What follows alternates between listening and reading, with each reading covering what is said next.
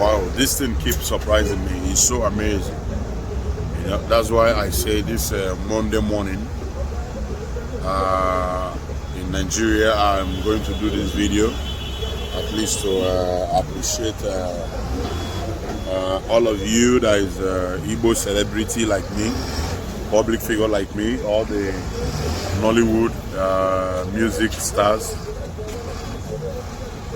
It's so amazing to me and so lovely, appreciating when I see Yorubas campaigning for them brother to win, for in any position they are, like Davido and other people campaigning for them Yoruba brothers. But I know that a lot of Igbos are stars and a lot of them are celebrities, and I know that some of them people will like them or like listening to the music or watching the movies. I've never seen some set of you that come out to campaign for P2B and shout out, people, please, all my followers, let's follow and vote for our brother for president 2023.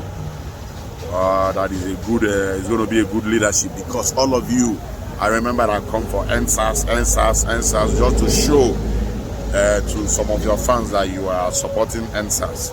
Meanwhile, inside your heart, you are 419.